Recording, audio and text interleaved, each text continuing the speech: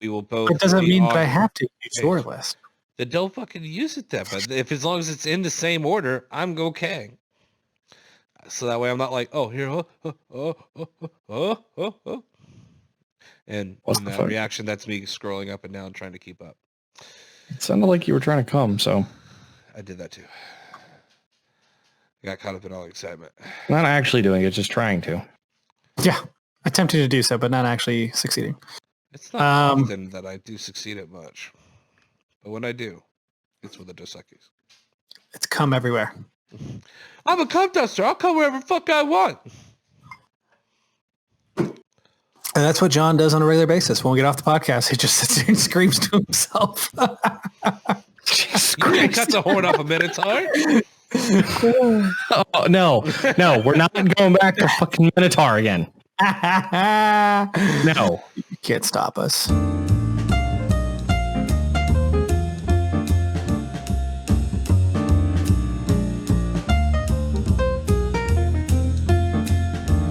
Okay, you guys ready? Yeah. Yep. Clink, clank, clank, Clink, clank. clink, clink, clink. Clink, clank, clink, clink, clink. They're still clinking. They're still clinking and clanking. Hello and welcome to Strange Happy Hour. I'm one of your hosts, Brent the Jesterhead Metcalfe. Along to my left, The dispatcher, Mark Plover. and on my right. Handsome John Pettit. And of course, we are here in our quarantine humble abodes, but still here to bring you the nerdy video game news, which there's a lot of this week, and of course, the very cool tech news. We come together as always, but there's still bedlam in the world. There's still chaos going on. This is going to bleed into our segment of the show, but I did want to make sure that everyone is staying safe. Once again, if you do have stories or charities or organizations that you would like to discuss or talk about with us, currently going on with the protests and everything going on with the Black Lives Matter movement, please feel free to drop something in the comments. Hit us up on Twitter as well. And that does tie in very neatly with our first topic of the show, which is under what we like to deem here on the show each and every week, the segment that is the important. Yeah, I tried to make that work as easy as possible, but the dispatcher, you I was have waiting for you to screw with us. To be fair, I was trying to be a little bit more kind this week, considering the fact that our first topic is an important one and is definitely something we should discuss. Dispatcher, you gathered quite a bit of information about corporations and their involvement in the Black Lives Movement. Absolutely. So easily the biggest thing that I've seen come about recently. Might help if I had started recording in the first place. So we'll just pick up with you guys from there. Anyway, so So you're going to be going clink, clink, clink, clink, clink in the very beginning, and it's not going to register. I'm sorry. It's good stuff. We joke around a lot here, and sometimes we also goof up on things that we probably shouldn't have goofed up on. But it's whatever. We move on. I guess my topic anyway. Brent had sent an article early on in the week. Actually, and I don't have that one up, but it's about IBM. And their commitment specifically to stop development and research on facial recognition technologies, any kind of development and research, in regards to that, due to particularly the uses of it. And we had talked a couple of months ago, actually, about a piece of facial recognition technology that was available to local law enforcement agencies that signed up for it. Where they could quite literally open an app, select either an existing picture or take a brand new one, and it would get your name, all of your social media profiles, and various bits of information that it could find about you scattered around the internet in open available content. And this is something we had talked about where Google and Facebook, two particular agencies that have, tons of resources available to do this kind of thing, had aired against it. So IBM, knowing that, some of their technology for facial recognition was going to be used by law enforcement, they put out a quote specifically stating that they were going to stop, saying, quote, IBM firmly opposes and will not condone uses of any facial recognition technology, including facial recognition technology offered by other vendors for mass surveillance, racial profiling, violations of basic human rights and freedoms, or any purpose which is not consistent with our values and principles of trust and transparency.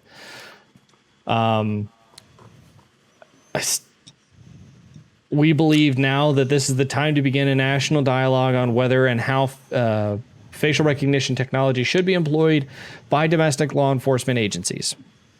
Man, what a statement. Absolutely. IBM, just the little tiny, multinational, multi-continental company that, that they are, the, OG of technology companies, essentially, that when you think of, old school technology or the basis for a lot of neat groundbreaking technology, IBM is generally somewhere in the mix if they're not on the forefront. Yep. They're not even so much aimed at the consumer or low end business market anymore like they used to be. They're aimed at private research. They're aimed at large scale business. They're aimed at a lot of things that you don't normally find small scale tech companies or even large scale tech companies doing to some extent. But their commitment to just straight up say that this we know is a very bleeding edge technology and is using facial recognition for the purposes of law enforcement, for the purposes of, whatever, for everything from consumer electronics to commercial products. There's really no reason for them to now continue with it if they don't see it as a use cases that align with what their principles are or where their own morality is. This should speak volumes to people that a company says we don't trust our police force to be able to use the stuff we're going to make without infringing upon your constitutional rights. So we're going to have a conversation about this before we let anybody have any of it. Mm-hmm. Well, I mean, the fact that they are literally coming out and not just a subtle hint or anything. No, legit. Here's where we stand. This is dangerous, and we should talk about it. Yeah. Let me double check. I mean, most people are kind of the risk between privacy and protection and security. It's we do need to have that conversation on a national scale, because if this is used inappropriately, it could make things that people think are bad now much worse. Yes. And so I totally agree with their stance. I'm 100% surprised at their stance, because most corporations care about the moolah, and for the fact that they sent out a Black Lives Matter note saying, hey, we're behind you, blah, blah, blah, blah, blah. This, to me, actually solidifies that into meaning something, as opposed to just going out and grabbing some airspace. Something is something that they've shoveled, probably millions of dollars of research and development time into, is just suddenly something they're going to drop because they know that this is a problem, and then they want to stand by, what they believe in. And I actually underspoke the gravity of this. So this was a quote that came out of Arvind Krishna, the CEO of IBM, that was addressed in a letter to members of Congress. Wow. Yeah. That quote was from a letter to Congress. Yeah. Or members of Congress. Yeah. I mean, they're the ones that are going to be making the laws, so they should be the ones to have this conversation 100%. It's not a PR statement. I would put good gravity, but slightly less gravity, I guess, into or less emphasis into a public statement. But this was a letter to members of Congress from the CEO. Yeah, they literally already took the second step. The first step is stopping the research and development. The second step is getting people who can make change involved. And they've already done that. So, I mean. And based on the stance of some of our, Congress and congressmen and senators, I'm glad that they feel that way, because, I mean, much like they have what's going on with the police force, they've had their own set of issues when it comes to privacy and constitutional rights on the individual. So so absolutely.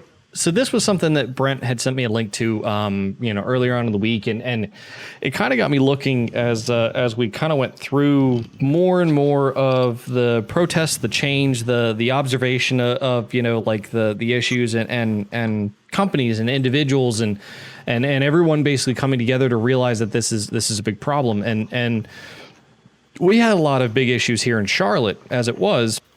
And this was something I wanted to mention because I don't know if you guys have actually seen it or not.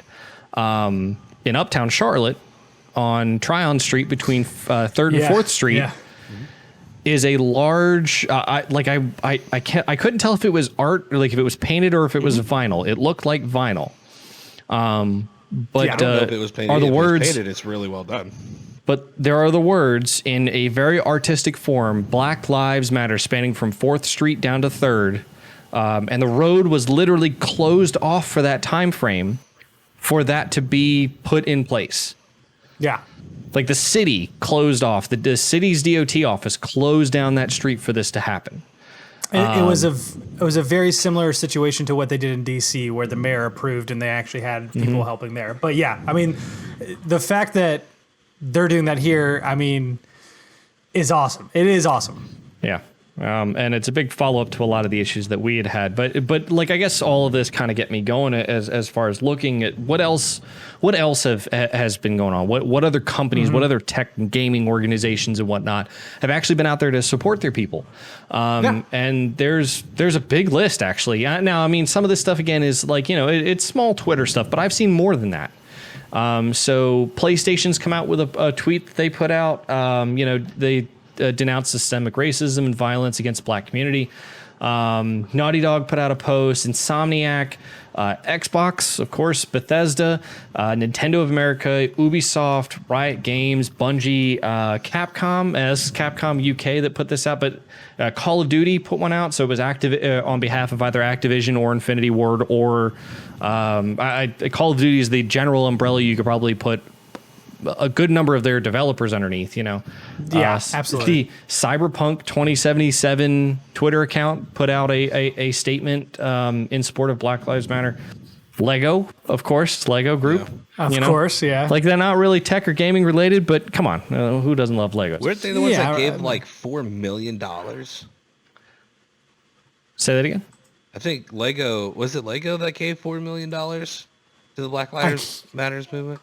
They gave a lot. Yes. I can't remember what it is. It was they've pledged $4 million to organizations dedicated to supporting black children and educating all children about racial equality. And that's actually a quote. So yeah, it was Lego Group, Double Fine Productions, Sega, Niantic. You guys will probably know House. I don't know who House is. House is a publisher, I think, or developer, one or the other. Yeah, and Bossa Studios. Okay. As well as some others that were on the list anyway. As far like these were just some of the public tweets that had gone out from it. The Outer Worlds developer Obsidian Games, they donated $25,000 to the NAACP. Goose Game. Say that again? Oh yeah. The people who made Goose Game. House is the developer who made Untitled Goose Game. I didn't realize that. Yeah. Okay. Good call. Untitled Goose Game.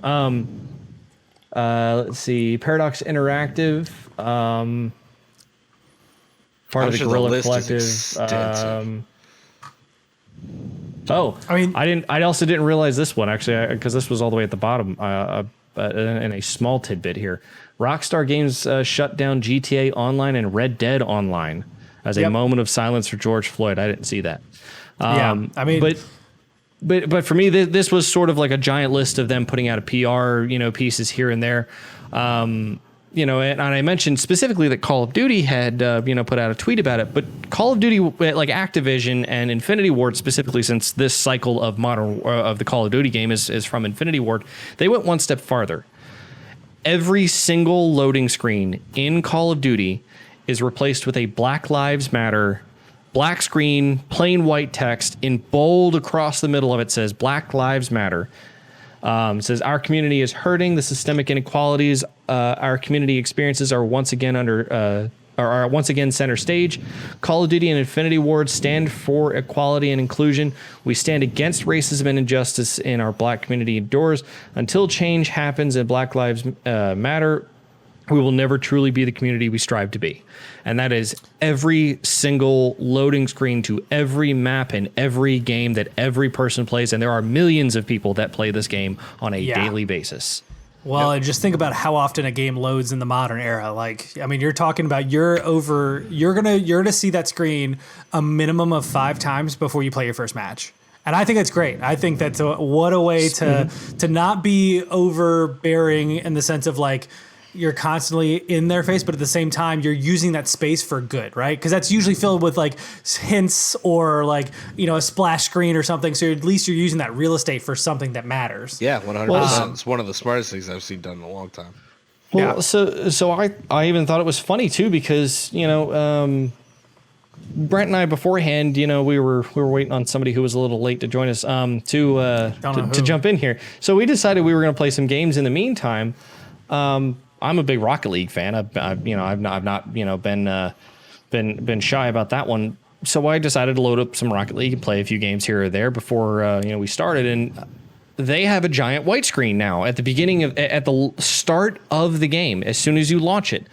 That talks about their support for the Black Lives Matter movement and the fact that the community won't be right until we support Black people, in push for change as hard as we can. Inequality, and trying to push for the change, and I applaud the entire gaming community for this, and I've always seen the gaming community, I've always seen the tech community very much as an all-inclusive community. Brats. I'm sorry.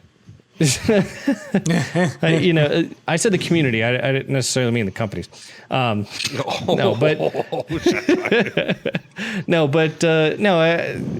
always seen the community and even, the support that a lot of the companies have for the community and whatnot to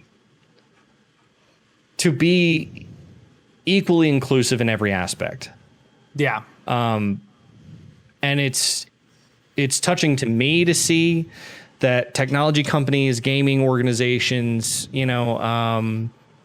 they've all sort of come together to make public statements, to take a stand, to take specific action that either costs them heavily or puts, detriment on those who wish to misuse things for like racist agendas or whatever it may be, whether it be explicit or implicit, to shut down and realize, I guess, what they're doing and what kind of implications it has now, to suddenly say, yeah, we realize that this is probably, this is particularly bad and we want to get our message out there. We want to be on board with this. We want to put a statement out that makes sure that everyone else knows that this is where we stand and we don't accept anything less than this. Agreed. And I don't want to get into a debate of like who's spending more money here, but I do find it interesting who you're looking at, who's really putting in, honestly, hard-earned cash. Awesome Games Done Quick, which is a small group of individuals who organize these things, donated only $2,500 to the Lake Street. Minneapolis Lake Street organization for the NAACP. However, they're donating their entirety of their Twitch subscriptions and revenue for the month of June to the NAACP Legal Defense Fund. Right. You're seeing Niantic come in and say, we're going to give the entirety of our sales of Pokemon Go Fest tickets, committing a minimum of $5 million.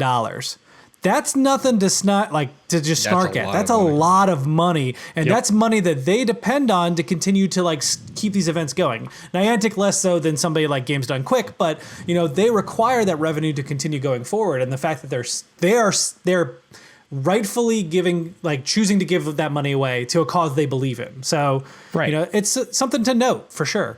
Yeah. And I guess the big thing, with the backdrop of this, of course, being the coronavirus too, some of these game developers that have had to, slow production, have had to do this, that, the other, it still shows a lot that they're willing to give this money in support of this cause, regardless of any kind of strange position or hardship that they may have seen themselves in if they're caught up in the middle of the coronavirus. They're delaying, releases for a lot of games because suddenly their business flows have been affected. Suddenly they're not bringing in the same revenue that they would have been due to some releases or delayed launches, that kind of thing. And it's good to see, I guess, even in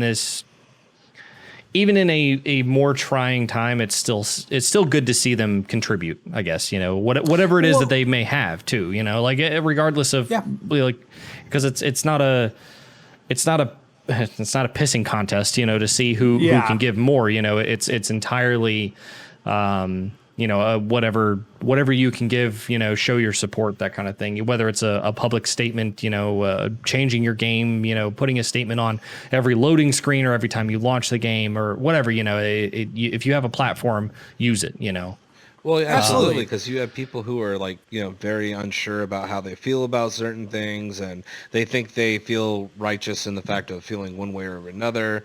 And then when they have considerably overwhelming majority of not only people but companies coming forth and saying, no, this is what it needs to be, it makes those people who are second guessing or not truly understanding what's going on look into something that they normally wouldn't, or pay attention to something that they normally wouldn't, and get the message out. And that's super important right now, as visibility is the most important thing involving with this whole movement, especially in a time where you have people who are trying to kill it. Yeah. Well, and maybe not to take too much away from what you're going to talk about later, Brent, as well, but itch.io. Yeah. And the massive bundle. It's literally called the Bundle for Racial Justice and Equality. Yeah. Comes with currently 1,637 games for $5, including, game assets and other things that are included as well.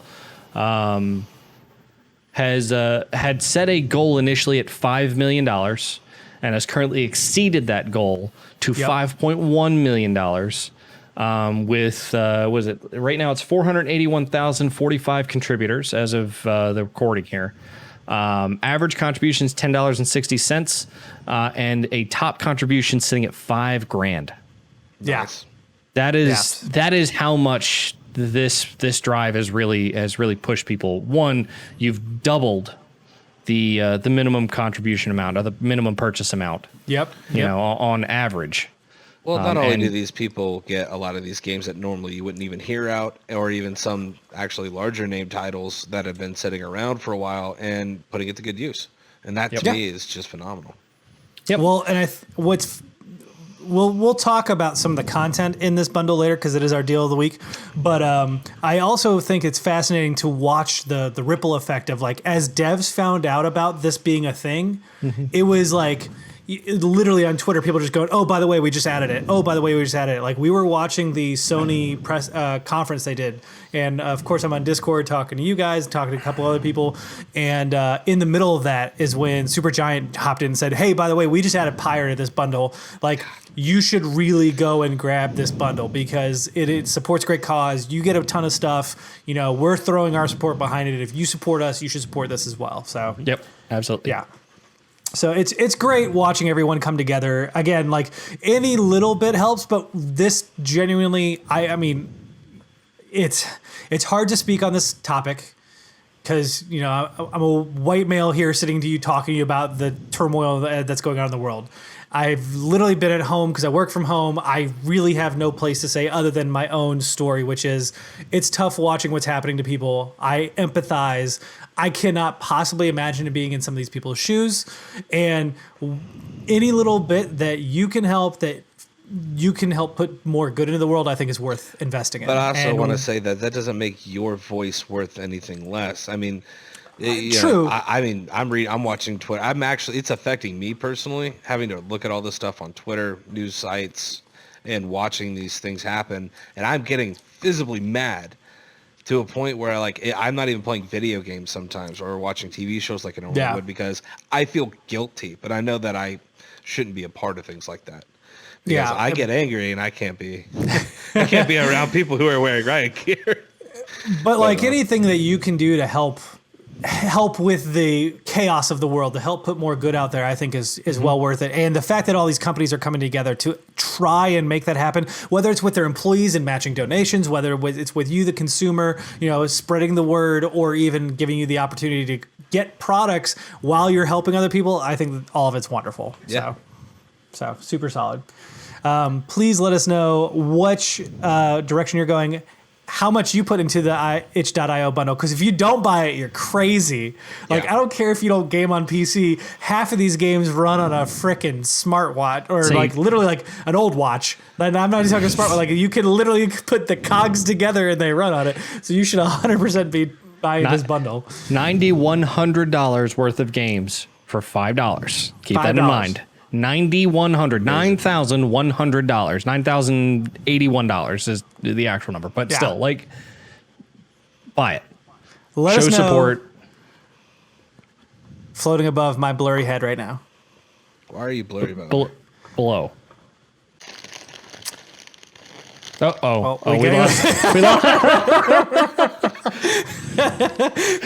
We probably need to get John back on camera before we go back live. All right, I think we're good. I think we're back. Okay. All right. 3, 2, 1. John, what are you eating? What? you realize I'm including all of this in the middle of I it, know. right? I'm so excited. Right? I'm so Or this is excited. going to be our intro, one or the other. Did you not eat dinner? I did. It was a small hamburger. Okay. Oh my God. It's time to move on to our larger topic of the show. And this is the big one only because it's fresh in our minds. We spent over an hour watching it. Of course, I'm talking about PlayStation 5 gameplay event. This is the one that Sony has been touting. They actually delayed it last week due to the world events, not to be disrespectful to everyone and the voices that were trying to be heard. So they moved it to this week. We are now. Yeah, which was great. That was something I didn't even mention. Yeah, PlayStation moved their entire launch event for PS5 back a full week. Not just them, but IGN did as well. Yeah, IGN moved their stuff as well. They actually moved theirs. It was starting on the 8th. They moved it to start on the 10th because George Floyd's funeral was on the 9th. They did not want to try and bridge that. So here we are discussing it. We all have seen now the hour 15-minute plus video that goes minutes. through quite a bit of content. So overall, there's about 26 games. I'm not counting the beginning of it, though some people will, where Grand Theft Auto 5 was shown off in a trailer that showed gameplay video. I was like, this is very bizarre. It's expanded. So it is like DLC is coming for Grand Theft Auto 5. Okay, so my question is, are they going to try to put this as in comparison to a PC version now? Or is it going to be better than the PC version? How's that going to work? I don't know. You're going to cry about it? There were some issues. Because I had to wait a full year after it launched where everyone was like, everyone constantly, this is great. Yeah, it's great. Not only that, the PC version launched with so many issues. But I think it's funny only because they actually in the video, you'll see it if you watch it. We do have a link to the video. The live stream video that they have on YouTube actually includes the precursor before, so it looks like a 2 hour and 15-minute in the description below or above around.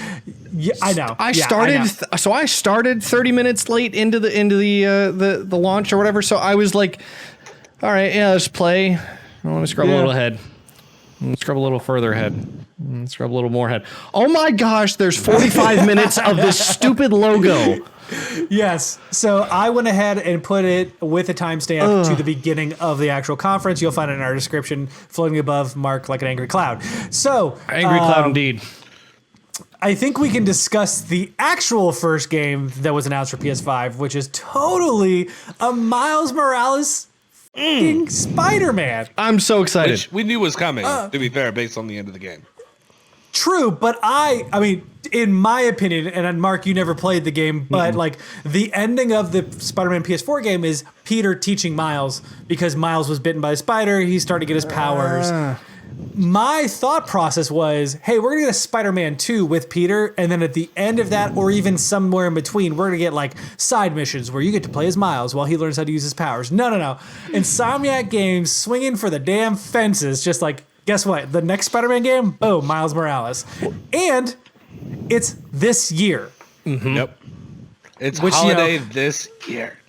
I'm super excited for this because Into the Spider-Verse was amazing. Probably one of my favorite. And I was like, movies. there is no way that they don't do something else with this beyond this point.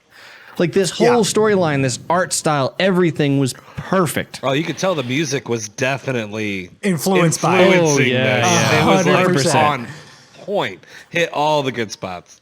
So I definitely think this is an alternate universe to the Insomniac Spider-Man they created already. I think it looks like it might be even a little bit in the future. I'm not quite sure where that lands, but Looking at the suit, seeing I Miles. agree with that. Yeah, seeing Miles in the hot seat. Holiday 2020 means it's not a launch title because we already saw a couple games say fall 2020. So my guess is October, November. November but is this will still be out. holiday 2020. No, November is not technically. Well, I say technically, but most people when they say holiday, it's December, January. Right. Okay. So, somewhere between Thanksgiving and Christmas. Yeah, like Black you Friday? can. Yeah, really. Probably, I think that's more than likely. I would say they'll probably try and land sometime right around Black Friday. However, we did watch Super Smash Bros. Ultimate land like in the 8th of December when it launched, which made no sense. But regardless, They do whatever they want. Okay. yeah, super excited to see Miles dive head first, and the fact that Insomniac has already clarified, because my biggest question was, is this a scenario where this is an in-between game, right? We have Spider-Man 1, Spider-Man 2, Spider-Man Miles Morales is somewhere in between. Insomniac has clarified this is their next game, and it's a full-length Spider-Man game. So it's in the continuity of the universe. You know, the original Spider-Man on PS4, which came out in 2018? No, It was the same year as God of War. Yep, you're right. 2018 is about a 30 to 40 hour game if you do everything in there. Like it's a beefy Is experience. it really? Because I killed it in 3 days. By killed it, I mean I platinumed it. Like everything. You're a madman. We've talked about this before. Was that 30 hours, 40 hours? Okay. So my favorite source, it says it's about 30 hours. So about 30 hours. But even still, that's a beefy game, and they already have it ready. We're talking 2018 to 2020. That's 2-year span, and it's on a next generation platform. Like, come on. They are first party, absolutely. and they probably got first dibs on dev kits. So here's the weird thing, because at the time that they released Spider-Man, technically they weren't. weren't. They know. became first party after the fact. So I think that there was a partnership beforehand, and there was an understanding of what was going on, because those deals take at least a year to get sorted everything through before they get everything hashed out. Insomniac Games has always had a close relationship with Sony. They have, they literally have been one of maybe 2 or 3 developers that have developed the Ratchet & Clank series, which is, we're going to get to in a minute. I'm so excited about it. But like they've been with Sony forever, so that makes perfect sense. We got to move on down the list because we can sit here and talk about each individual game, I think, forever. But Gran Turismo 7 guaranteed to be coming. It's in development. Polyphony Digital did show some. Look beautiful. Yeah, it looked good.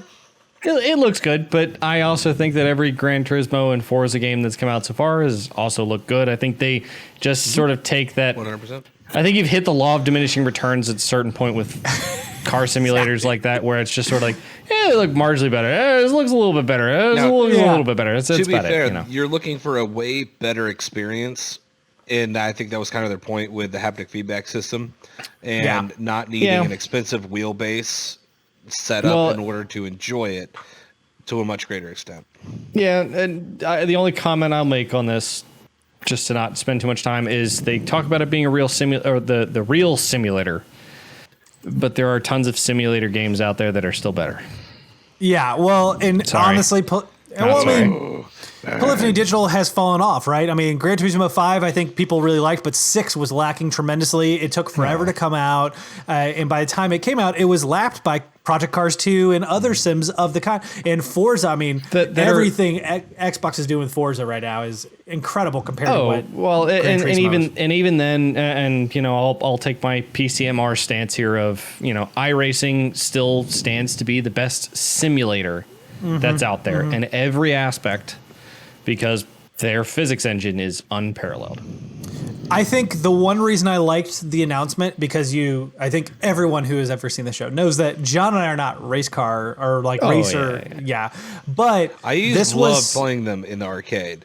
It's just, I preferred playing it into a seat setup like the one that Dylan had in his office. That thing we'll get you awesome. We can get you a wheel. Andy actually uses that now proper. You got an extra $600? Andy actually uses the setup now, I think, with my race wheel, the G27, nice. sitting in his bedroom right next to his desk in that little tiny bedroom. So that's great. I'd be like having a meeting going, what's up, guys? I think what's so exciting about it, though, is that it was Sony's first showing of the fact that, like, hey, this isn't going to be us just hammering home on these first party, very story heavy, very heavy emotional experiences, God of War, Horizon, all that. Like, we're trying to show you that PS5 is going to have everything. All encompassing. Yep. And what a great way to open that up. We lead into Ratchet and Clank, a Rift Apart, of course, Insomniac Games. Looked incredible. It looks very much like Ratchet and Clank. I will say that. So, however, I'm going to get my nerd bit in there of Clank with ray tracing enabled on him. Wow. Yeah. Oh my God. So to be clear, I've never played a Ratchet and Clank game. Yeah. But seeing even the difference is just, wow. Holy crap, that looks good. Well, and the way you can through transition the multiple levels of dimensions was just so seamless, and it was beautiful. So the trailer is beautiful. It's a lot of fun, but when they got to the actual gameplay portion, where in the middle of gameplay, you're like, cool, shift, and the entire world changes. Oh, the yellow bobs or whatever that you're like teleporting to. Oh my gosh! Yeah. It was just that whole visual is like unreal. I don't know if it happened on your guys's, but mine kind of showed a little bit of a stutter after every transition to those portals. I noticed a slight lag. Not on my end, but I also wasn't paying that close attention. Yeah.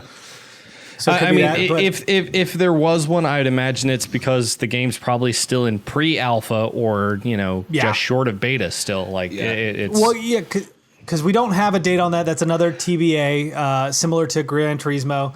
We weren't given any dates on any of these games. So we've been given a lot of windows for various games, which I'll dive through as we go through them. Because, like, again, holiday 2020 is Spider-Man Miles Morales.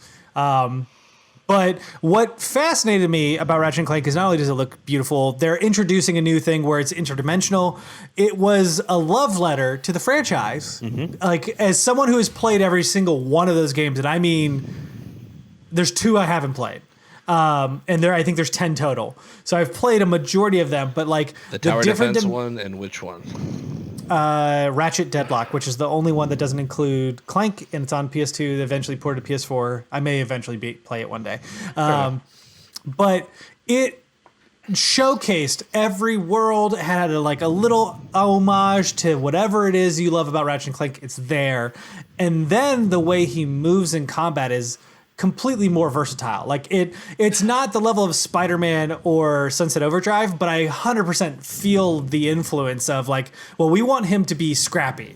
Like he's this rodent-like thing that we've had for years, and it's always been I won't call it stiff, but it's very it's stuck in its track, right? So if you start strafing, he moves left and right. Like he can jump and he does this little hop, but now he can like use the jet boost forward and jet back, and like it's a very versatile movement. It was something that's it stood out to me very much. So okay, I didn't notice that part. I was gonna say I felt like the movements were very much like into the Nexus level. Like I didn't feel very limited at all. I felt like he was very versatile. But now that you're mentioning the jetpack, I'm like, yeah, it makes almost. It's hard to say like what the feeling is, but like watching the fluidity of it is while we're uploading this. So we'll go through it. From the developer side of things, having seen I guess different packs and whatnot that are included, there's a system out there called True Motion, and it's something that a lot of movie studios in particular use to try to give good motion to a lot of their 3D animation, the CG that they put into movies, that kind of thing, because a lot of that stuff's actually based on game engines and where that comes from too, because game engines have the best implementations of 3D models to some extent. So True Motion is actually a company that focuses specifically on how to fluidize those motions back and forth and even make them dynamic to some extent. So there's some studios that have used that in the past, movie studios in particular. And they've said they've worked with some game studios. I'm not sure which games in particular they didn't advertise, but that same kind of principle of, like working with another company, even that knows how to fluidize that stuff, or even learning how to do it yourself, is still very important to the feel of the game, because if it's very stiff between motions and that kind of thing, it just breaks it breaks the wall between like the person and the game, that kind of thing. Absolutely.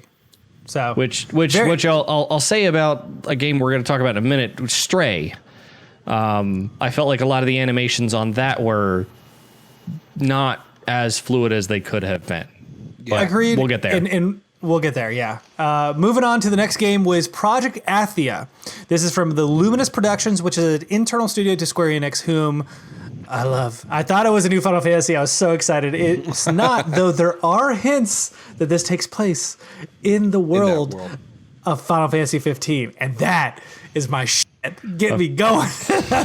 I did also find out after the fact that John, someone who you and I follow, Gary Whitta, is actually a writer involved with this game. He is actually helping build the world and the characters and the script. So I see a lot of what was that movie? The Bible movie, Book of Eli. Book of Eli, like apocalyptic. Okay. Yeah, because Gary Whitta wrote the Book of Eli, and it is very much it looks like it's going to be an action game. We don't know much. It was a very short glimpse, but excited to see Square Enix getting involved, and it is apparently going to be an exclusive to PS5. So with it being called Project Athia, is it possible that's not even the real name of the game?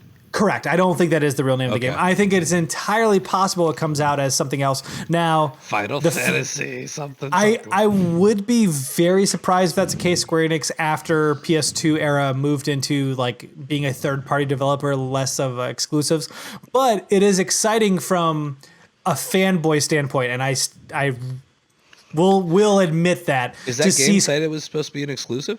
Yes, it was one of the things they pointed out. It's exclusive, is built exclusively for PS5.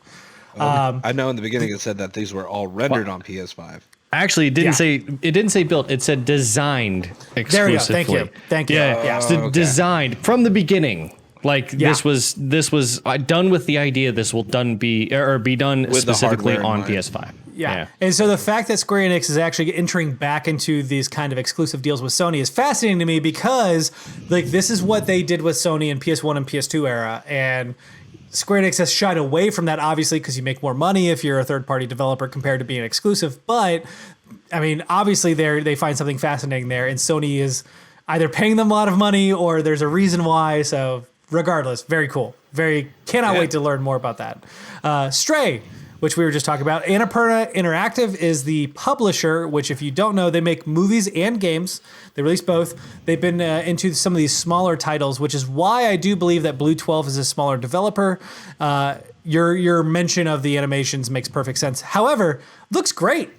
So I'm totally in love with this it. looks like this to me looked like an Animatrix. I don't know if you guys have seen the Animatrix anthology. Robots. Like that whole like grungy style, but like in a very like linear art theme kind of thing, where it's very I don't know. I don't even know how to describe it. Like post-humanic, robot world where there happens to be an organic creature that's a cat running around a city. First off, I'm all about it. I love cats. That's my thing, but like, Jesus, like the entire journey that this preview, again, check it out in the description. Check out the preview for all of this. It just looks really cool. I love this. Rest in peace, humans. And then I saw the cat with like this like backpack with like a screen kind of on it for probably communicating somehow with the robots. And it looks like very much like just an adventure, like go and find stuff, and then you find out the truth of things, but like you're just a cat. But you're. I was gonna say because all of the humanoid type creatures that you come across are all robots. Mm-hmm. Yeah, But every single one of them, like they're all built humanoid, but they're all robots to some extent. They all have expressions in different ways, and the cat appreciation, like letting them into the house. Like, why did the robot bother? So just for perspective for anybody who does not keep up with Annapurna Interactive. Annapurna Interactive, again, is the video game branch of Annapurna Productions, or Pictures, I'm sorry, which is like the indie art house movie studio or producers. This is the indie art house game studio. So they release What Remains of Edith Finch, Telling Lies, Donut County, Kentucky Route Zero, like all of these games that are about just these feelings and emotion and evocativeness, and I totally see that in Stray. What Remains of Edith Finch was beautifully done. If you haven't played that game, you absolutely should. 100% you should. But like, it's so exciting to see that because one, again, this is Sony saying, hey, we're not going to be the serious, we're not Marvel Studios. You know, I love Marvel and I love their movies. You know, you can't beat the 10-year journey we went on with that. But at the same time, like the difference of everything is just like, it's nice to see, I guess, shaking it up, some weirdness and all that. But we do need to speed up a little bit because I think we're going to take too long going forward. Easily. Yeah, 100%. So we got Returnal next, which is a Housemarque game. Had no clue that was Housemarque. I missed that entire title. But this involves a Groundhog's Day in space where this woman is getting out and trying to basically crash landing on a planet going forward. Love Housemarque. They made various alien games. Vibes. It does have alien vibes, but it also, as soon as I saw the studio name, I connected everything because they made the shooter shmups. A lot of those. Yeah, anyway. You and I are both at a loss for words right now, but they're on PS4. Ex Machina. Ex Machina is one, but what is the one on PS4? Like the original one on PS4 that we played, the Resogun. Oh my God, Resogun. I love that game. They made all these score chasers, and to see them to go into a more narrative-driven, but if they could carry their combat style, I'm in. 100% I'm in. 100%. The story looks really cool too. No, so this is going to be the first of two games I think that we're going to get into. Now the other one is something we've seen before from I think an E3 press release, but the whole loop thing.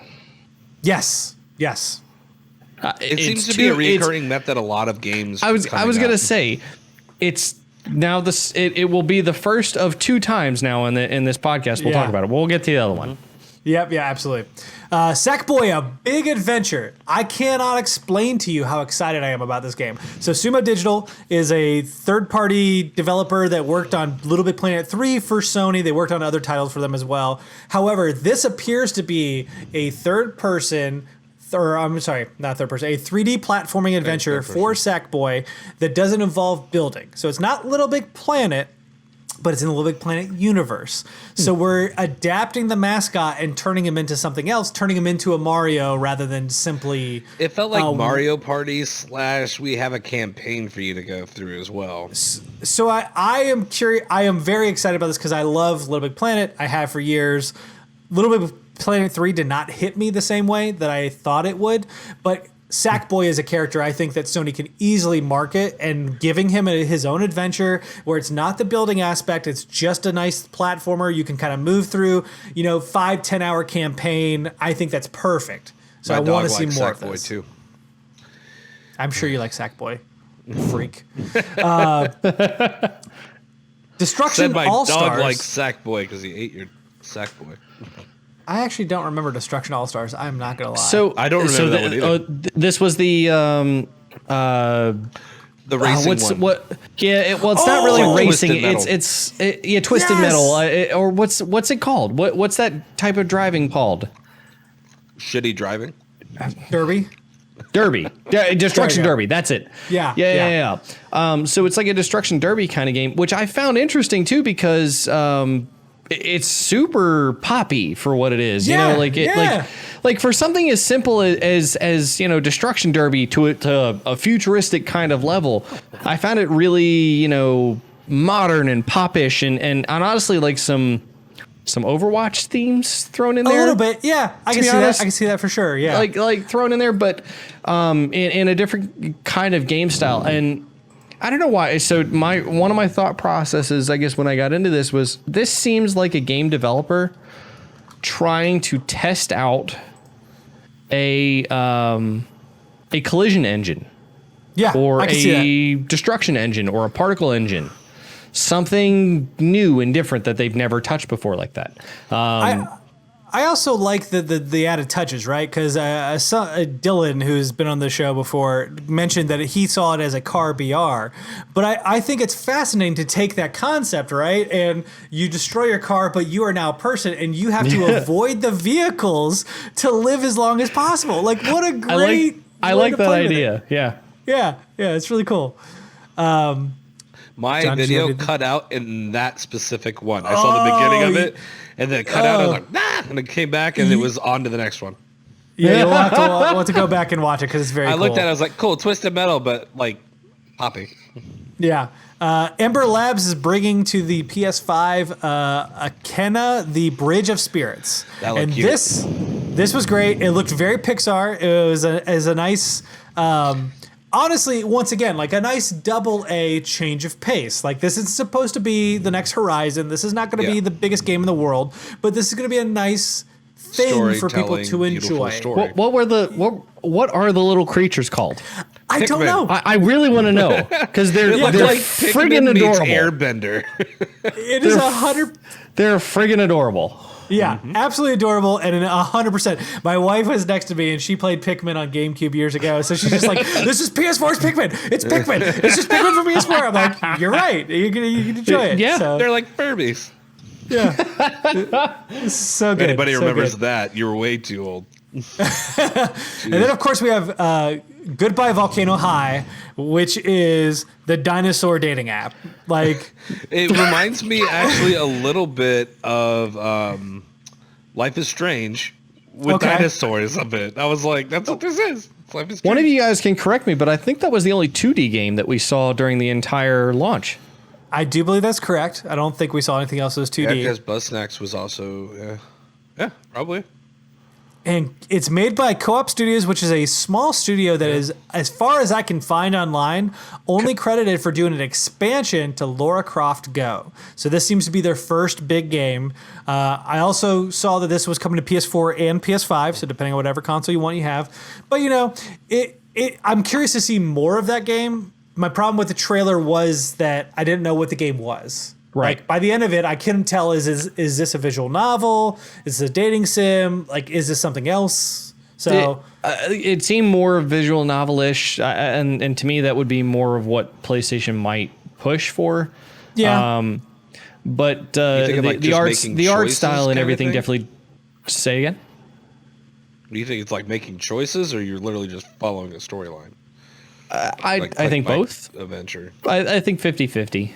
I mean, this seems like a story-driven, interactive kind of game. Yeah, that's fair. What I find interesting is that this is one of 2 games so far. I forgot to mention Stray. Both these games are labeled as a 2021 release date. So right. Yep. That's something to think about as well. Everything else up to this point, aside from Marvel Spider-Man Miles Morales, has no release date. So moving forward, we have Oddworld Soulstorm. So I want to talk about this for a second because Oddworld is obviously a very well-known franchise from the PlayStation era. It has been around forever. Soulstorm was announced like 2 years ago, if I remember correctly. And the big thing here is that the creator of the Oddworld studio, whom I cannot remember off the top of my head, doesn't matter. He's up on the video. He's on the PlayStation 5 release. Yeah. But he talked about he's wanted to make this game for a long time, and the concept behind Oddworld has always been look at that, we can see much better. It's getting darker and darker, and I'm just like adjusting, and I'm like, and then you guys sit in the bed. I was like, okay, okay, yeah, it's pretty dark. We're recording later because of the show. But the thing about Oddworld has always been about corporates. These corporate entities that are enslaving individuals. And in the older versions of the game, it has been that fact, but it's kind of like puzzly. It very much seems to me like their emphasis right now is that you can't win with everyone. So you're going to bear that sacrifice as you play this game. Yes. You can be smart and try and survive with as many people as possible, but you have to carry that weight with you. And I find that incredibly fascinating. Yeah, the original game being more puzzly, they're going back to a lot more of what the roots were, whereas Stranger's Wrath was a more of an adventure shooter game that was not originally released on Vita, but was ported. Just want to put that out there. I think it was great on Vita. So do that with more games. I guess the only comment I would put as far as the release, so I found the game kind of interesting anyway. That very in-depth art style, as far as that was concerned. The way he explained it though was a little interesting to me. Of saying that, I guess the what is it? The play style was supposed to be intriguing, but the deaths were supposed to be fun. And it was the entire game was nothing but dramatic music and this entire thing about being enslaved. And it's what part of the death here is fun? You're not trying to get them killed. What is happening? Yeah, it had its. I'm very curious to see what the final product of that game is, because this has been a long time coming. Oddworld Inhabitants is the studio. They are completely self-funded and they are typically self-published, which means they make very few games, but when they make them, they try to make them as best as possible. So, we'll find out more. I'm excited to see where this goes because I've always been intrigued. I played. The first one, what was it called? Abe's Odyssey. Abe's Odyssey, that's right. Yeah. And I also played Stranger's Wrath. I didn't play the second one, did you? There's quite. I think there's 4 or 5 games total in the franchise because there's Munch's Odyssey and a couple others. But I played the really crappy one and the one on Vita. We of course have Ghostwire Tokyo from Tango Gameworks, which is crazy because they announced this game. One of the freakiest games that I think I saw. As part of this release. Oh my gosh! Once again, wife next to me, and she's just like, "Oh, this looks really cool," and I'm like, "I'm pretty sure it's a horror game." And then she was like, "No, I'm good. Somebody else can play that. It's fine." It doesn't look that bad. I think it's going to be a lot more cartoonish than she would. It's not going to be Resident Evil. Let's put it that way. Correct. Yeah. It looked kind of BioShock-ish. Yeah, I agree. Yeah. I actually think that's a very good assessment. There was another one that did, but this one looked particularly BioShock-ish to me. Yeah. What I found fascinating about this game is the fact that, again, Tango Gameworks, they're known for The Evil Within, which is a third-person horror game. Think again, the original Resident Evil games. And this is a first-person game, and your attacks are apparently tied to, exorcism signs. Like keto or something. Keto or exorcism, those are all very big paranormal aspects in Japanese culture. So, but you couldn't just attack someone. You literally had to take a moment to finish the sign before your attack would be effective. At first I thought this was a VR game and they were announcing a second-gen VR controller. And I was going to be like, oh my God. Next is going to be a Naruto game. There's another game that made me think that, but we can get there soon. But I still think it's fascinating of hey, if you want to attack these things that are coming after you, you have to time it right. You can't just turn around and shoot. It's going to be, you have to turn around and make sure that you are prepared to use your sign or prepare it as you turn. So I'm curious to see more gameplay for sure. Yep. Absolutely. The next is Jet the Far Shore, which comes from the Super Brothers. Now, I'm going to call this Interstellar the game. Yes, that's a very fair assessment, and you were not the only one. Confused at what was going on. That was the first thing I thought whenever I saw the whole aspect from the ship, and you see the engines ignite and it takes off, and I was like, "That's an Interstellar theme." Oh, hey, they're going into water. That's an Interstellar theme. Yeah. Hey, they're just traveling through space. That's an Interstellar theme. Yeah, that's pretty accurate. The bellboy himself said the same thing. So, Super Brothers is a small studio. They got really popular with an iPhone game when iPhone games were first coming out, and I mean this very sincerely. When when the Apple Store and all the apps started really coming out, the original Angry Bird days. Correct. Super Brothers EP was the name of their game. I have not seen them release something since, so that is intriguing in and of itself. Oh. Yeah. Next up, we got Godfall, which we got a small showing of. Again, it's supposedly, and we don't have too much to go on. Something like Destiny 2 meets God of War. Yes. Shared looter, shared world looter shooter, but rather than shooting, it's all melee. Yep. So it's like For Honor with Division. Yes. Yeah. Okay. Yeah. That's a good assessment. Yeah. I thought it kind of gave me Warframe vibes a little bit with the metallic and the structures, but it's very different in the world of Warframe. But I almost like mission based. Is it gonna be mission based or is it gonna be storyline like Division, extended storyline? I want to see more because you and I, John, tend to play through some of these larger world looter shooters, and if they have some similar vibes there, I would love changing up a routine and diving in. Cool. I think that would be awesome. I mean, the gameplay looks like fun. So we can even talk and our boy Mark over here to join us. Anyways, moving on. No, he's too busy playing Rocket League. Solar Ash. He could join us in on the Destruction All-Stars. Solar Ash is the next game, and another Annapurna Interactive. I found that interesting that they're kind of showing up a couple times on this stream. And Solar Ash comes from the same developers who made Hyperlight Drifter. Now, Hyperlight Drifter was an indie darling. It's fantastic. It's a very difficult game. Like, it's not an easy game to complete. And this looks like a 3D variation of it. It looked trippy as hell, and I can't wait to play it. Yep. So the art style in this to me was easily the most interesting part. I mean, like very bright, vibrant colors. So is it like a platformer, 3D platformer kind of thing, or is it going to be like? It looked more 3D style. Like, I guess it depends on whether you would classify. Like, I would put it with Anthem. Almost to some extent of like an RPG, but still platformer-esque. We don't know, I think, is the key here at this point in time. If it's anything like Hyperlight Drifter, it's going to be more Zelda-like. Because that's what Hyperlight Drifter is very close to. It just has a tougher difficulty curve. So we'll see more. It's a very clean type of art style, like Firewatch. Actually, Firewatch is the art style I would put it closest to. But the play style is very different. It's very RPG. It's much more RPG-esque. Third like person. I was in a Samurai Jack tunnel. Yes, that's it. That's another great analogy. Actually, 100%.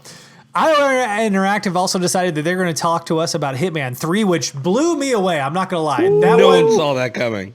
That one was one I did not expect because there are third parties in here, but this is definitely a big one for them to net. And it looks solid. Now, it looks good.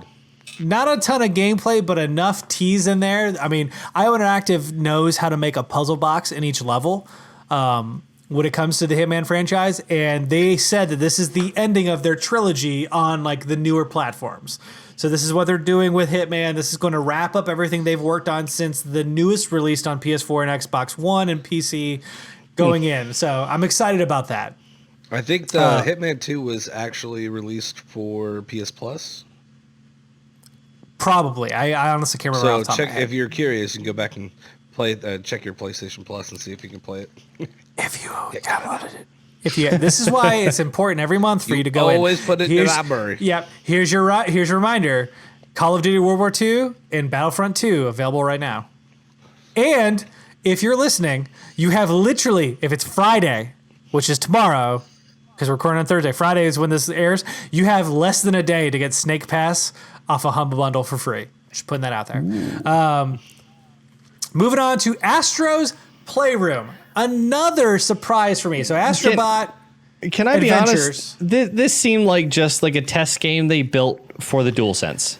So I want you to... Not just but for the camera. Just like they did with the PS4 camera. And it's just fair. Like, get used to it. Play with it. Yeah. Yeah. So you're not wrong. Because when the PS4 first came out, they released something. It was called Playroom, which was, hey, you've got a DualShock 4 and you can play around with the camera and you've got all these things. Did you say it was called Playroom? It was literally called Playroom. Yes, this is called Astro's Playroom. So let me bridge the gap here for you, Mark. Astrolube Playroom. Astrobot. Why you gotta go there? Don't just ignore him. You can't give him power. So Astrobot is a VR game starring the same little titular little robot. So it is actually considered by many to be one of the better PSVR games that is exclusive to PlayStation. So my theory right here is that this is going to be, like John's talking about, this is going to be Playroom, but it's going to be incorporating the name and the title. We're going to continue the franchise. And after this, we will get a Astrobot Adventure 2 or whatever the case may be. So it is limited. Okay. I agree with you entirely. It's not meant to be big in scope. The opening to the game was literally the DualSense and the cover or where the touchpad was on the DualSense or DualShock 5 opening up and the bot coming out of it. So yes. I think this is a very silly light game that they're releasing, but I'm excited that they're continuing with this franchise because again, Sony as a company has really delved into hardcore, like God of War, Horizon, Spider-Man, all of these games that are fun, but are also somewhat serious. So having that little childish aspect, I think, is incredibly intelligent. The same reason why I'm happy about Sackboy coming back. Hence where you see, like Wii Sports and everything else coming in to play. Exactly. Similar.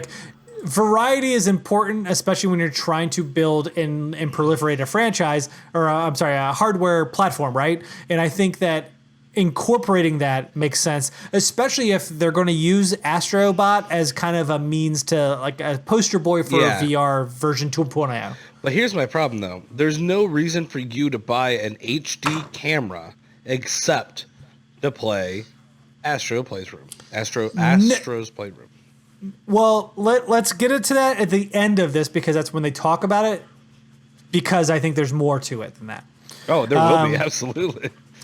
So after Astro's Playroom, we have Little Devil Inside, which was a weird game. I honestly couldn't tell you what my thoughts were on that other than I thought it looked kind of cool. It looked like a single-player Monster Hunter.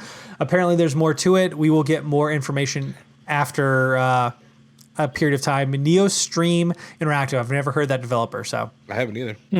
Look cool, look interesting. NBA 2K21, like it's coming this fall. It's the only one that was titled for this fall, so that means it's probably a launch title. So I'm interested to see with this because I know with NBA 2K20, it's pretty basic looking, overhead lights, that kind of thing. I like the aspect that they gave with sort of like who's the player? Who is the player offhand? I can't remember. I can't either.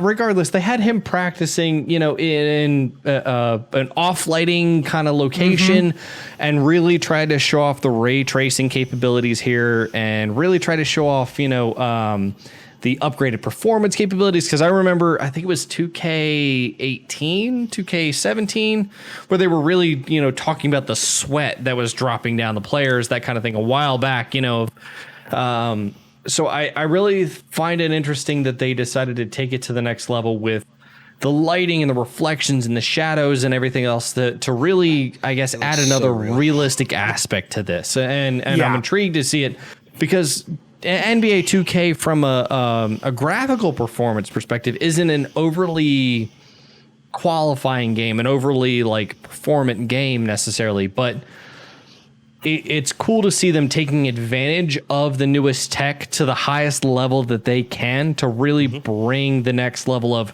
realism and realistic quality to this. So I like it a lot. They're going to have an attachment so you could smell them while they're playing, when they're sweating their ass off. Is this a good time to tell you that there's a company that actually tinkered with that? Does that? That's beside the point.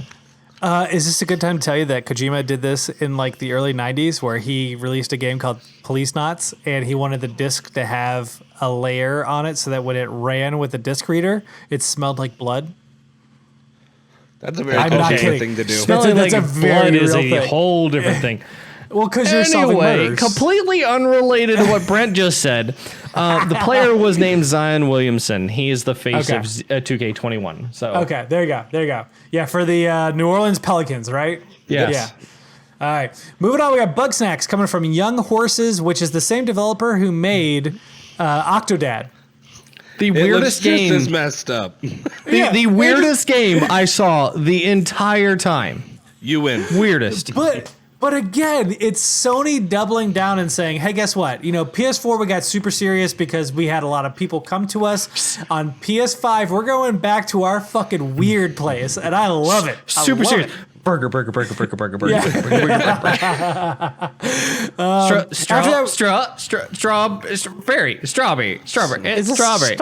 It's a strawberry bug. We got the announcement from Blue Point Games, what they've been working on this entire time, which is a Demon's Souls remake. And it looks hot. God, I don't play these games. We have our Let's Play between the three of us of attempting Bloodborne. Or, I'm sorry, the two of us, because you were there. We had Evan with us. Yeah. But, my God, that game looks so good. But, if you do want to see a decent playthrough, check out Beast Got Dots.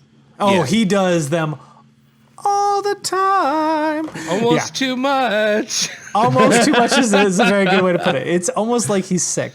Moving on to our second Groundhog Day game of the conference, Deathloop. Now, man, did this game look super weird. Awesome. It wasn't what I expected. A lot of what we saw, though, was the same release from, or the announcement from, was it E3?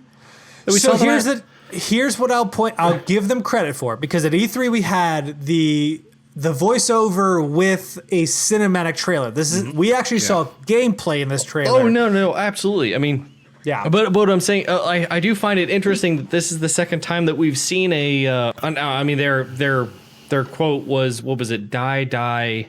If first you don't succeed, die again. Yeah. Oh, that's what it was. Okay. Yeah. As opposed to, live, die, repeat, and Returnal's whole thing of not having a motto, but still being along the same idea of die and respawn, basically. So yeah. I find it interesting that this is the second game we've seen with the same kind of principle. So, what's that? As long as there's not long load times, we'll be fine. Yeah, it's PS5. We shouldn't, I mean, we should be fine. I'm curious to see how this works, because the trailer lays out there's 8 main people he has to kill before midnight. But how does that work if you're in a death loop where every time you die, you go back to the beginning? Do you have to kill those 8 people again? There's some questions that need to be answered on it. Yeah. This is 100% not a game for me, but I think it's intriguing nonetheless. Oh, I'll totally try this game. Because I think if I were to assume the people that you have to kill is a puzzle, and once you learn the puzzle, you're good to go. And it's like you'll find all the nooks and crannies. You're like, oh, I have to go through this vent. I can kill him and leave, and no one would even see me. Yeah, those kinds of things. I think it'll be more interesting / frustrating at the same time if it's entirely just the puzzle's different every time. But you get the gist of the puzzle. You get the algorithm that's associated with it. The only problem, I think, though, is how do you build a game like this that requires you to die a ton of times if, unless you're going to take people back to the very beginning? That's the question. Right? Unless you're going to take people back to the very beginning, how do you make them replay it in an incremental fashion and still make it consistent with the story plot or the storyline? You don't necessarily have to go through the first person every single time. It might be a little more open-ended. So you could figure that puzzle, then go figure out this puzzle, and then your main goal is to do that puzzle in its entirety. We'll see more of what they have available for us for sure. I think there's plenty of questions to answer, because they also showcase the fact that the majority of the trailer you play as one character, and then at the very end they showed that you play as the other assassin character. So there's more questions for Bethesda and Arcane Leon to answer themselves. But it would be awesome if you have an online component where someone's job is to literally. That's what I was curious about. Yeah. Moving on, we had the announcement of the next Resident Evil game, Resident Evil Village. After I saw that flash of the Umbrella Corporation, I was like, oh. Can I say that, for the majority of it, I had no idea that this was a Resident Evil game? I was bouncing back and forth. Right now. I was back and yes, she is. I was back and forth between Silent Hill, Resident Evil. Which one is it? It's gotta be one of them. Silent Hill too, until I saw the Umbrella.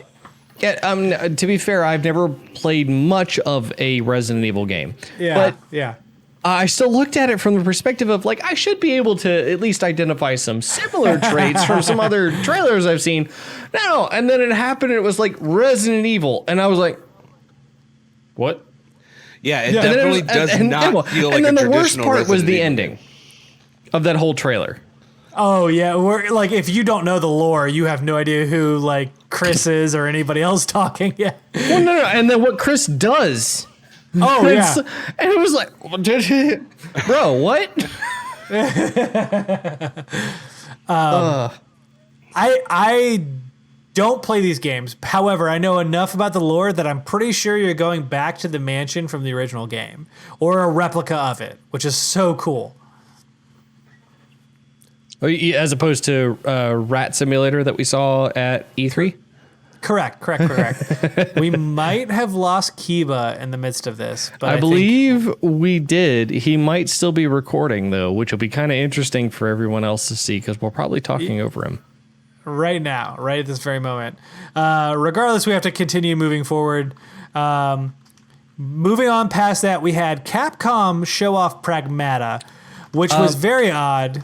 Can I say that I thought this was Dead Space at first when I saw this come out? When I saw the beginning of this? 100%. Or a sequel to... help me. I'm sitting here trying to think. I honestly thought it was a Platinum Games game. Norman Reedus. Death Stranding? Death Stranding. So it would have been way too soon for a sequel. But I looked at it and I was like, the only two things that this could possibly be were either Dead Space or some sequel for Death Stranding. I'm with you 100% because I saw the suit design and I was like, that looks like something Kojima Productions would do. Yeah, 100%. No, yeah. It threw me off, and the fact that Capcom, like... we didn't see a Capcom logo, and like the only way we know it's Capcom, as far as I could tell, because I was paying attention very closely to the stream, was the fact that like at the very end there was a small little like trademark like Capcom. I did not see anything like so. Capcom usually when they do their trailers, especially for E3 and everything, they do the full bright yellow text of Capcom, all the way across the screen. I didn't see that, so I didn't know. I was like, this has to be the next Dead Space, I guess, Like, I had no idea. And then suddenly it ended with the words Pragmata across the screen. I was like, I guess that's new IP. Really? That looks so similar. It looks, I mean, don't get me wrong, it would have been an interesting twist on Dead Space. Yes. But it still was, it was interesting to see. Don't get me wrong, it looks like a very good game, from what I saw, but... Well, it looked like BioShock meets Dead Space. I'll be honest. If I saw like, okay, Big Daddy has little sister with her, with him to do a bunch of little stuff here and there, and it's a Dead Space suit with Dead Space type technology that you would see, running around space stations and whatnot. Like I don't know, it was weird for me. It was very different than what I was expecting. It reminded me a lot of other Platinum games, which is what I was kind of thought it was going for. And at the very end, nothing. This is also the furthest release date we got, which is 2022. Everything else seems to be in place with the fact that, it's going to be within the 2021 or 2020 timeframe. But, I mean, we're going to have to find out, I guess, as we go forward. So... hopefully we understand more about what's happening with this game. I am still curious about the situation of it, but we'll find out more. This is a really minor thing that I saw during the preview, but I guarantee it wasn't licensed. Yes. And for some reason it looks so similar, and I guarantee you have no idea what I'm talking about here. Okay. But there was a Nissan Altima that showed up with exactly the same profile of a Nissan Altima that I looked at this game and go, how does that work? How did you get the licensing for that? That's so good. Because I guarantee Nissan doesn't just give it to you. Yeah, that's so good. I love it. So we're on the final game they showed, and John himself is... I'm going to say we take a time out. We're going to have to. We're going to have to. So we'll come back. We'll come back in just a second. But we need John back here for this one, for sure. Roll tape. Alrighty, we're back, folks. Oh, we're back. We had some minor technical difficulties. We're not going to point out who had them. But anyways, we do have to talk about the piece de resistance, the final game announced in this PlayStation conference, which had to be Horizon 2 Forbidden West.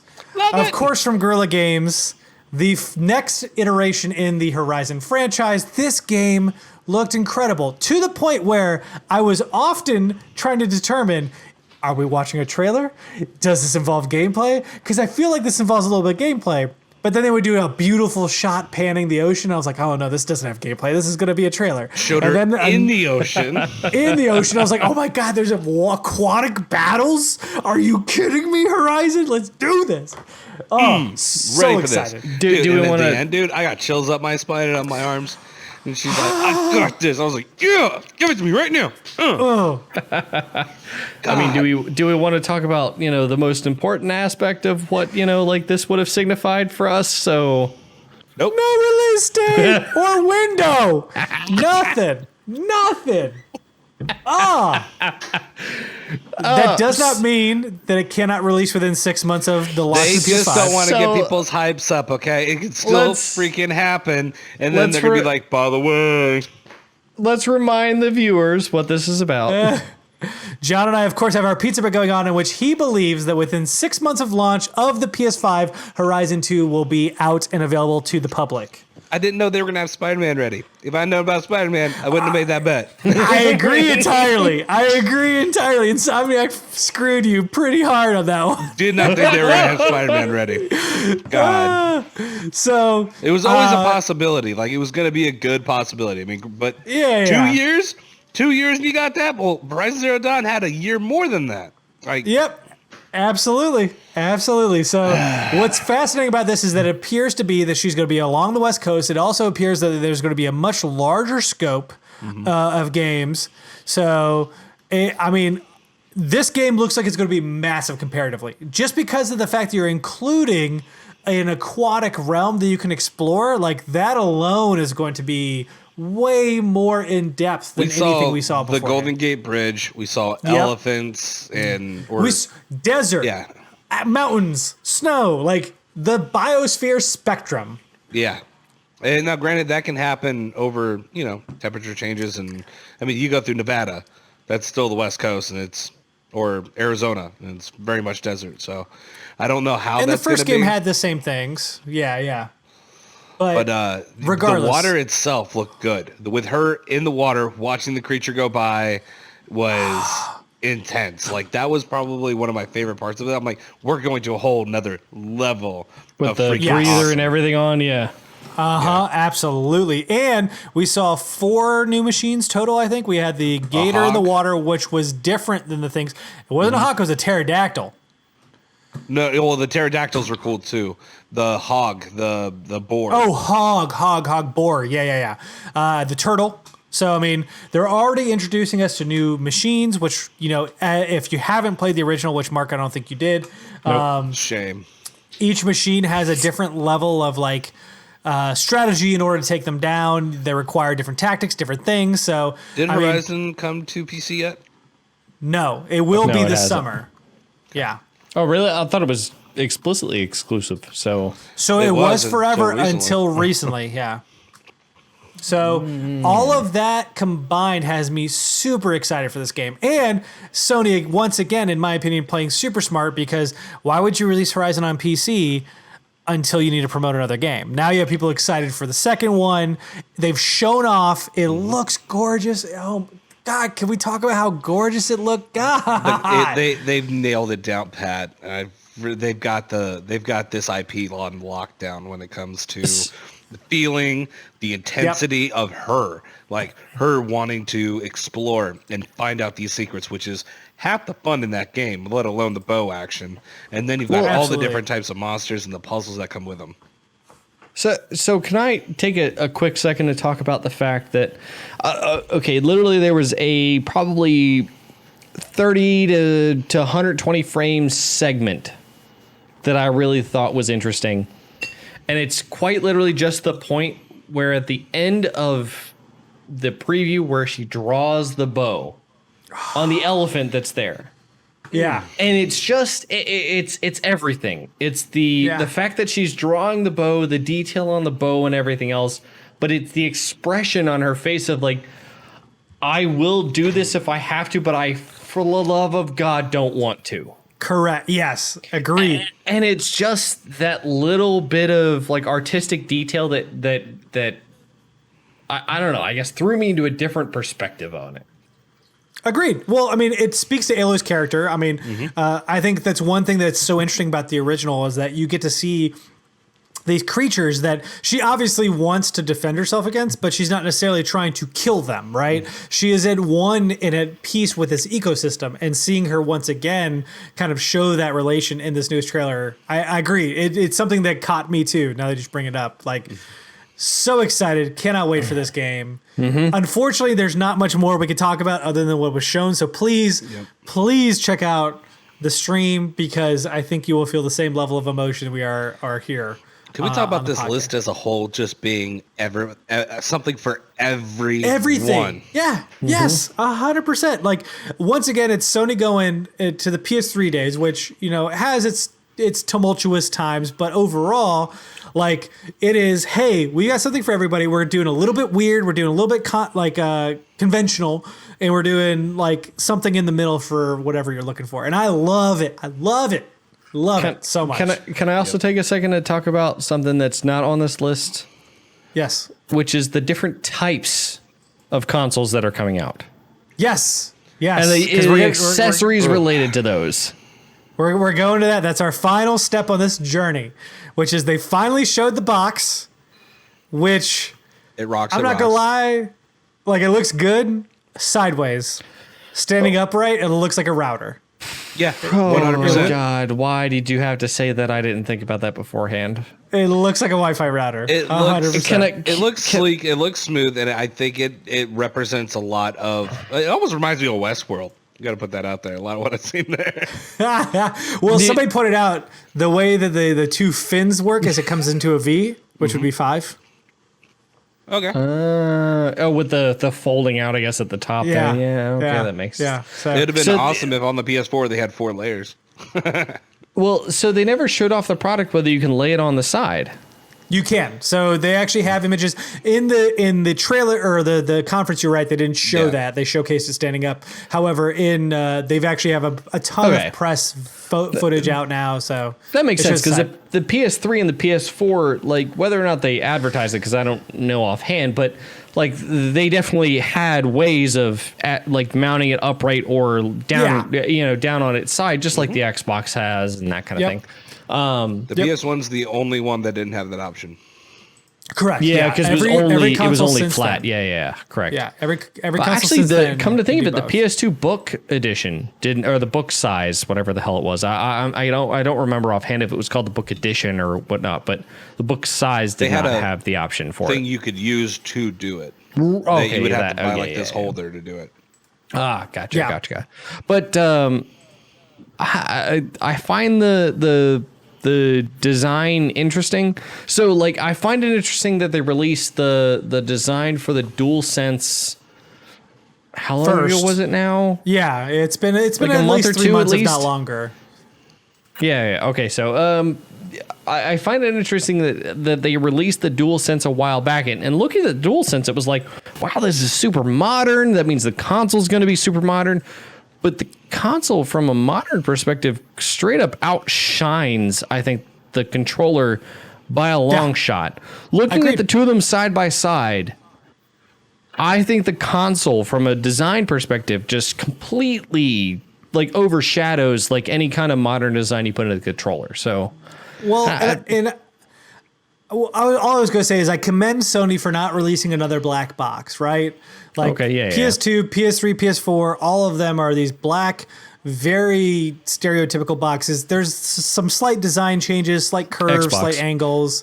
Xbox as well, right? I mean, Xbox literally releases a rectangle that looks like a fridge. And again, Sony's looks like a router. I'm not like picking sides here in the design aspect. They kind of have to, but I commend them for doing something different. Right. 100%. It looks weird having the two, like a USB two USB type ports just sticking out the front of it. So and then it on was the left side having 2 buttons.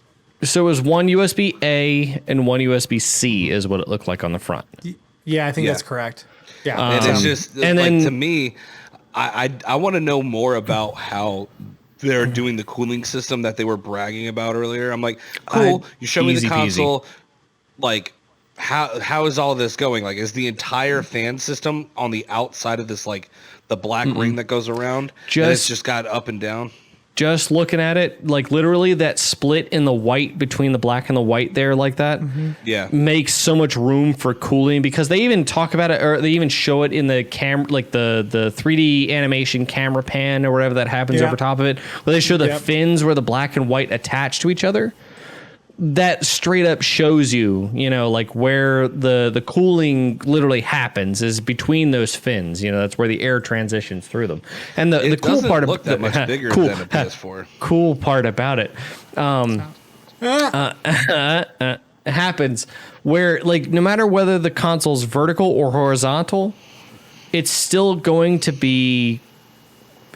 have airflow no matter what. Yeah. Those side white sections have nothing to do with the airflow, but it's entirely about the airflow from like one of the black sections to one of the other black sections, that kind of thing, from one side to the other, that kind of thing. The front piece is just to look good, but from top to bottom basically is going to be the entire airflow piece. I want to know why they put the USBs in the middle of it. Like, regardless if it's laying down or standing straight up and down, it looks awful in my opinion. Were they quite in the middle? I thought they were on the right third or something like that. Were they? They're dead in the middle. Yeah. I'll have to take a look, but I don't think that's bad, because most USB cables are long enough that regardless, you're going to put your controller down, like, it's going to be fine.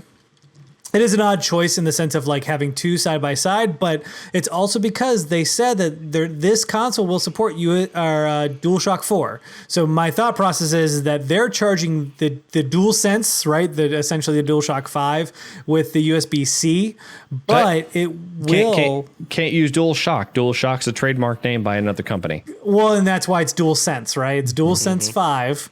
It's just DualSense. Right? Just DualSense. Yeah, DualSense. It'll use USB-C, and I think the other port is so that you can charge your USB, your DualShock 4 on there if you want to. Why did they put it in that location? They could have put it anywhere else. I don't disagree with that statement. I want to see the innards. I want to see. It's like, this just made a logical. So maybe one of you guys can point this out to me. If you look closely at the images between the 2 different models, which is something we haven't touched on. We haven't touched on that yet. There is a discless version of this console, all digital. The first PlayStation console to go all digital, if you don't include PSP Go. Fair. That was supposed to be funnier than it was. I'm sorry. Just the PSP Go. You're right. They are kind of in the middle. We're actually looking at that image. No, but there's something else at the bottom. So if you stand the consoles vertically, there is something else at the bottom that's a difference between the all digital version versus the disc version. That would be your disc drive. Button and a disc drive. No. I'm not talking about the white section. I'm talking about the black section. There's another gray section. They look like 2 little black buttons. That's a good call. Yeah, I'd be curious if they made them buttons considering what the PS4 had, considering it was... Well, the PS Pro has buttons, not those other senses, so they went back to a manual button. I didn't know that. I didn't know the PS4 had physical buttons as opposed to the heat sense or whatever it was. The initial release had the touch sensor, and then after that they swapped it for buttons because everyone complained about the sensors. Got it. Okay. All right, that makes sense then. All right, okay. So then completely ignore what I just said. That bottom is probably going to be the disc release button. What is funny to me is if you look at an image, and I sent it to our little chat while we're recording here today, at the stand-up variation of it with the disc drive, you can see the hump, which makes sense, which means that stand, the black stand that's standing on, has to come with it so that you can prop up your PS4 5 if you lay it down flat. Yep. So I guess the real question is, does it come with it? I would imagine think so.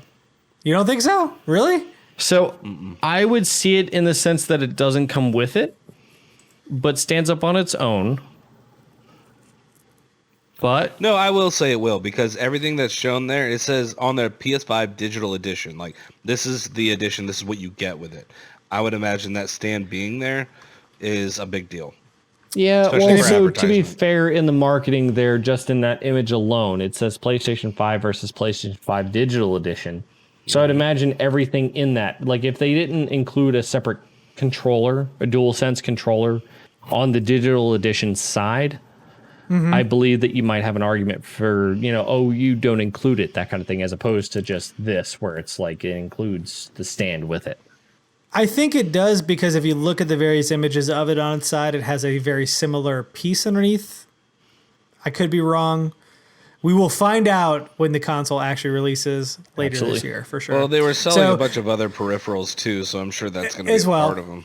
The HD camera, which is 1080p, which we were talking about. I mean, their emphasis right now is to be involved with streaming and people who want to stream on a PS4. They want to make it as easy as possible.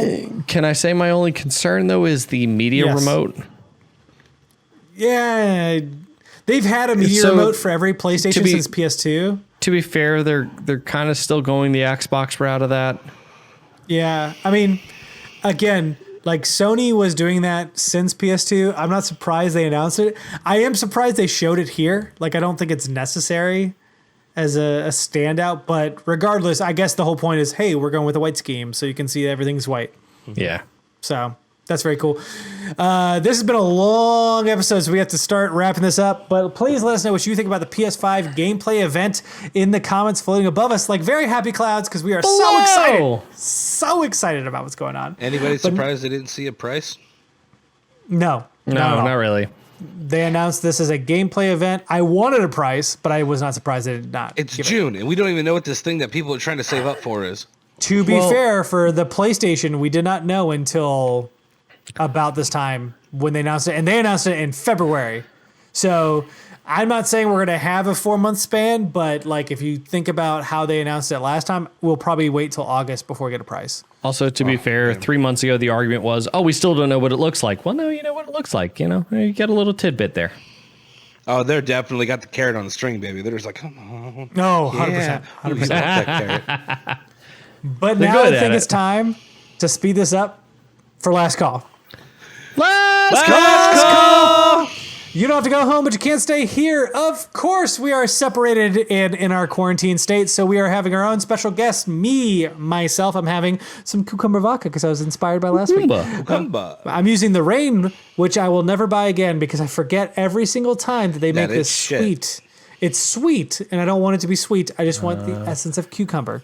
Get So- F in then. You've Correct. recommended to me several I know. times now. I know. But the problem is I go in and they're like, this is on sale. I'm like, oh, I love cucumber vodka. I'll just get this on sale. And it's not good. So, John, I believe you're with your typical special guest. I killed it again. And what about It's you, dead, Mark? Jim. No, so this week, actually, I enjoy my whiskey. I enjoy my bourbons. Angel's Envy. Oh, snap. Ooh, very good. Very good. I legitimately found the last bottle in the liquor store that was available and said, Yes, that. please. I want that. It was sitting Very right good. next to a bottle of Eagle Rare. Yeah, nice. Nice. So I also said, I was like, I also want that one. that happens a lot. That's why you don't go to the grocery store hungry. You don't go to the ABC store thirsty. Of course, you can join our Discord where we have plenty of conversation. This conference was a great example where we were in the middle of the general chat, just going back and forth between the various members who had some input to put into. Please join us. There are plenty of people to talk to and play video games with. For the weekly reading, Jason Schreier, who now works for Bloomberg, wrote a wonderful piece about Take-Two and how they canceled the contract with the developers of the Kerbal Space Program and then afterwards tried to poach their devs. Tried, they did, I thought. No, they failed because the devs stayed with them primarily. But it's just another terrible article about the corporate I did not realize that, and I praise Kerbal Space Program. Yes. To some extent, and Kerbal Space Program 2 to some extent too is it's just disappointing to see because it's so good. Well, it's a company that has money is resorting to underhand tricks to try and save themselves. I'm like, come on, guys, get out of here. There's only a handful of people who make Kerbal Space Program, and once again, you have Take-Two, who is the parent company to Rockstar Games. Let that sink in. Rockstar Games, who made Grand Theft Auto 5, the highest selling game of all time, is trying to poach these developers from an indie studio. How fucking pathetic are you? Yeah, that's lame. That's lame. Yeah. Of course, you should read it. It's very great. Bloomberg requires you to have a subscription, but you get 3 previews a month. This is one of those previews. Use it. Enjoy it. Itch.io bundle. We talked about this for racial justice and equality. 1,600 games. $5 minimum put down. Please, if you have the means, put in more. It really does help go to good You spend cause. more on a movie ticket for 2 hours, and this will give you unlimited hours of entertainment. 100%. You know, you're talking about over $9,000 worth of games here. $9,100. Well worth it. And if any developer adds to the bundle, like I was talking about earlier with Supergiant, they added to it in the middle of the day, you get that game. So make sure you purchase it, you create an account, it saves your purchase, you have access to whoever else joins. 4 more days left. By the time you view this, 3 more days left. Please, please, please go buy it. Some cool It looks like there was some footage from the canceled Avengers game. This was the first-person game where you could transfer between various Avengers. This is a game that was canceled a while back, but it's still interesting to look at. Very cool. Also, data miners, because of the Nintendo leak, have found out that starting in Gen 4 forward, Pokemon are more likely to appear in various things. Actually, I'm thinking of something completely different, but that's still important. It's very fun. There's actually an old-timey cartoon that the Pokemon Company has been working on that's in the style of Looney Tunes, and it's also very funny. I actually watched this the other day. I enjoyed it quite a bit. This is going to be one animation. They're going to continue to work with smaller animators. They don't actually want to work with big studios on this, where they're making these one-shots. Very cool. Check it out. Worth looking at. Finally, for our question of the week, which is centered around our major topic of the week, which is, what were you most excited or disappointed about Sony's showing today? I'll give you both. I was super excited to hear about Horizon Zero Dawn, and I was super disappointed not hearing it was coming out. Holiday 2020. Very valid, very valid. Now I'm gonna be so mad if they're like, by the way, it comes out February 2021, just like the first one where it came out in February. We're like, damn it. I was most excited to see the variety. That's what I missed about Sony. I truly missed the weird, just Tokyo Jungle is a PS3 game where you get to play starting as a chihuahua and you get to eventually be a lion in Tokyo in which humans don't exist anymore. That's just a weird fucking game. And Sony skipped out on that with PS4. So seeing it come back for PS5, I'm so excited about. So okay. Now, I enjoyed seeing definitely the diversity that's here. Yeah. Everything from, Grand Theft Auto to Gran Turismo to Hitman to even something as simple as Astro's Playroom or Sackboy. Everything. There's a little bit of everything for everyone here. Easily the thing that I'm... Game. God damn you. I was about to say, oh yeah, honestly, the thing I'm most looking forward to is Stray. No, I legitimately I'm a cat person, so Stray is definitely something I'm I'm really interested in. Destruction All Stars, absolutely. And I'm not a PlayStation person. I mean, for anybody who's listened to this podcast for long enough, and you guys know, I'm not a PlayStation person. I'm not a console person. Period. I think you might become one, though. To be fair, I said that about what game was it?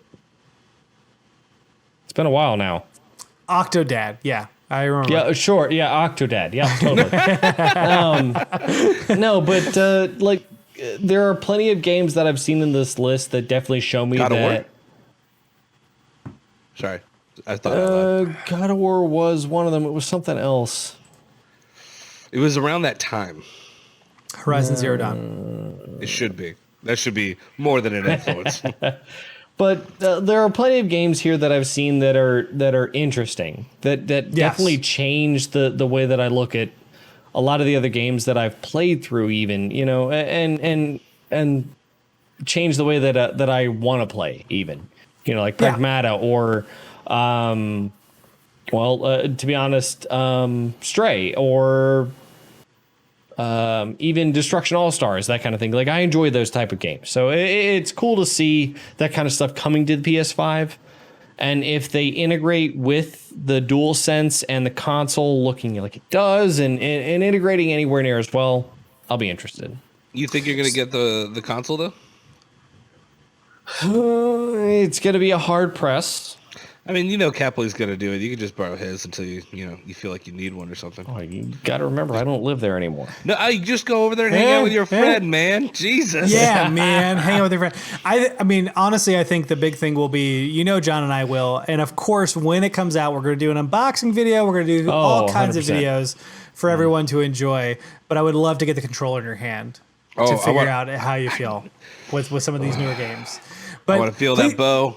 Well, so we'll see how it compares, considering I just bought an Elite 2 for my Rocket League adventures. So throw it straight in the garbage. Please let us know what you think about the PS5 conference and everything that Sony has announced today. Of course, we have a very long episode this week. I hope you enjoy it. We really do. But until next time, cheers. Cheers. Cheers. Don't.